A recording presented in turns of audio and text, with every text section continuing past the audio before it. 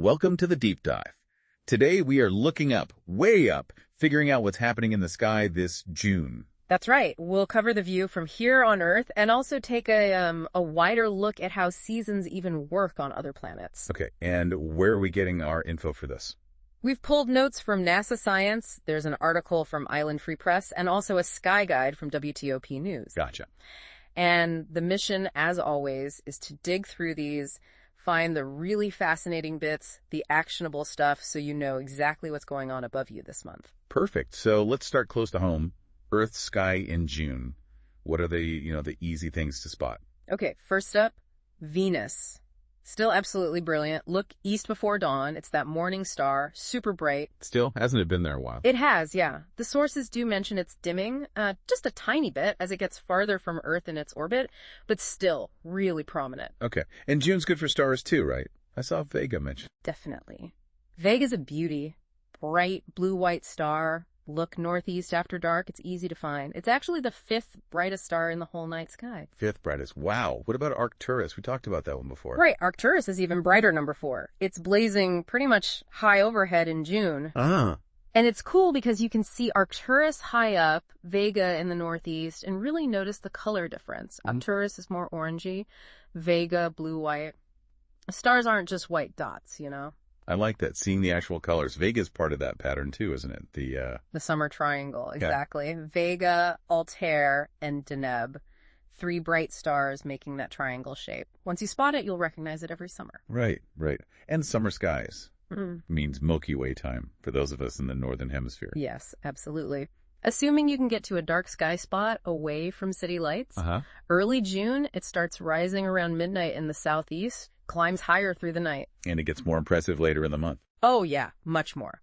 Later in June, you get this amazing view around midnight, this whole arch of the Milky Way stretching from southeast clear over to the northeast. It's spectacular if you have dark skies. Definitely sounds worth staying up later, getting away from town for. Can you actually photograph that? You can. The sources say even a smartphone or definitely a camera with time exposure settings. A tripod is pretty much essential, though, to keep it steady and sharp. Good tip. Okay, so planets, stars, Milky Way. June also has specific events, right? Like things happening on certain dates. For sure. It's a busy month. First off, the moon phases. Let's get those down. First quarter is around June 2nd or 3rd. 3rd. Yeah, there's a slight difference between the sources, so just keep an eye out around then. Full moon, the strawberry moon, is June 11th. Last quarter, June 18th. And new moon is June 25th. Strawberry moon, nice. Does the moon interact with anything interesting? It does quite a bit of dancing. Right at the start, June 1st, or maybe 3rd, depending on that first quarter timing. Yeah. The moon is really close to the bright star Regulus. Look west at dusk. And Mars is there too, lower left. What's kind of neat is if you watch over a few nights, you'll see Mars creep closer to Regulus as the month goes on. Oh, interesting. Watching that movement. Any other moon pairings? Yep. June 6th, the moon hangs out near the star Spica. A nice pairing. Yeah. Then June 10th, the almost full moon rises in the southeast with the big red star Antares nearby. And that leads right into the full moon itself. Exactly. June 11th, full strawberry moon, rises around sunset, looks southeast. The sources mention that humidity this time of year often gives it this really nice yellow-orange color, low on the horizon, worth a photo maybe. Sounds like it. You said Mars moves closer to Regulus? Does it meet up with Spica too? It does. Good catch. By June 17th, Mars makes a really close pair with Spica over in the west. The sources highlight this one. The reddish color of Mars next to the blue-white Spica should be a really nice contrast, especially for photos. Cool. What about the big guys like Saturn? Towards the end of the month, yeah. June 19th, you've got Saturn and the waning gibbous moon together. And Neptune is actually in the same general area. Neptune too. Can you see that? Not easily. You definitely need a telescope for Neptune. It's faint. Got it. And something big for Earth happens mid-month. Right, the solstice. June 20th, 10:42 p.m. Eastern Daylight Time. That's the official start of astronomical summer in the Northern Hemisphere. Okay, then the moon starts waning. Still things to see. Oh, yeah, especially with Earthshine. On June 22nd, look for the waning crescent moon in the east-southeast before dawn. It'll be hanging above Venus. That's a great time to look for Earthshine, that faint glow on the dark part of the moon, that sunlight bouncing off Earth and lighting up the moon. Pretty cool. Sources suggest trying a photo. Earthshine, right. I've heard of that. And then the next morning, June 23rd, the crescent moon's still there before dawn, but now it's just below the Pleiades star cluster. Another good Earthshine opportunity. Pleiades, nice. Then the moon swings back around to the evening sky. Yep, as a waxing crescent low in the west at dusk. On June 26th, it's above Mercury. Mercury. That one's tricky to spot. It is. The sources say this is actually a good time to try. Binoculars would definitely help. And again, look for Earthshine on that thin crescent. Okay, good chance for Mercury hunters. And Mars gets one more visit. Last one for the month. June 29th, the waxing crescent moon is really close to Mars in the west at dusk. A nice finale if you've been tracking Mars all month. And maybe more Earthshine. Wow, that's a lot of specific dates. Now, there was something about a meteor shower, too, June 7th. But it sounded odd. Ah, yes. The Hyriadids. June 7th is the peak, but here's the twist. It's a daytime meteor shower. Wait, daytime. How does that even work? Can you see them? Visually, almost impossible. You'd need an exceptionally bright one, but, and this is the really cool part the sources mention, you can sometimes detect them using radar. Radar? Yeah, listening for them. The sources described hearing these coolest sounds, like quick pings on the radio receiver. It's the meteors interacting way up in the atmosphere. Listening for shooting stars. Yeah. That is wild. Okay, where do they seem to come from? The radiant, the point they seem to shoot out from, is near the handle of the Big Dipper, which means around 9 p.m. it's almost straight overhead. But it's a daytime shower, so yeah. And the sources caution it's hit or miss. Some years, apparently over 100 per hour if you could see them. Other years, not much. So manage expectations there. Definitely. Good heads up. Any other planets we should quickly recap? Sure. Venus, morning star, east before dawn. Mars, western sky, dusk, moving near Regulus, then Spica.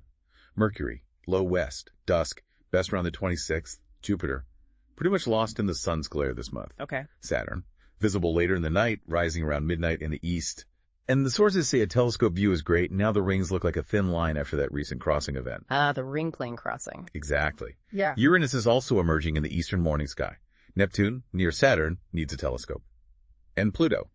Well, Pluto needs serious gear and time. That is a packed sky. Planets, stars, the moon doing its thing, even meteors you can listen for. It really is. And there's more. June also kicks off what the sources call nebulae season, low in the east, early in the evening. Nebulae season. Okay, tell me more. What are nebulae again? There are these huge clouds of gas and dust out in space. Some are where stars are forming. Others are remnants of stars that have ended their lives. Two famous ones are highlighted for June, M57 and M27. M57.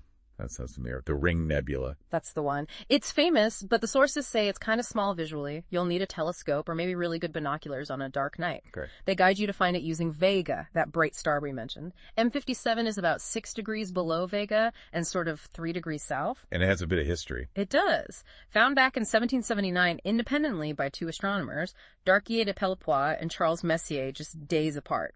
Messier put it in his list M57 things not to confuse with comets. Ah, the Messier list. Right. And William Herschel, famous astronomer, called it a curiosity of the heavens and coined the term planetary nebula for objects like this, even though they have nothing to do with planets. Why planetary then? Just because through early small telescopes, their roundish shape kind of looked like planets, I guess.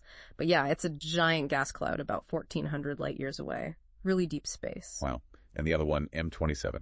M27, the Dumbbell Nebula. It's further down from M57, about 17 degrees below it, but it's quite a bit brighter. Visual magnitude is plus 7.1. Okay, plus 7.1. What does that mean for seeing it? It means it's too faint for the naked eye, generally. Like, the limit is usually around 6 or 6.5 in perfect darkness, but 7.1 is definitely bright enough for binoculars. Much easier to spot with binoculars than M57 is. So M27 is the better bet for binocular users. For sure. Messier found this one even earlier, 1764. He just called it an oval nebula. Herschel saw it too, used that planetary nebula term again. And it was actually Herschel's son who gave it the dumbbell nickname because of its shape. Huh. And also far away. Same distance, roughly, about 1,400 light years. That's fantastic. So you can actually hunt for these deep space objects. Are there others mentioned? Briefly, yeah. For those with telescopes and dark skies, they list the Crescent Nebula, North American Nebula, Iris Nebula, and Cave Nebula as also being visible in the early June night sky. Okay, so we've covered a ton you can see from your own backyard.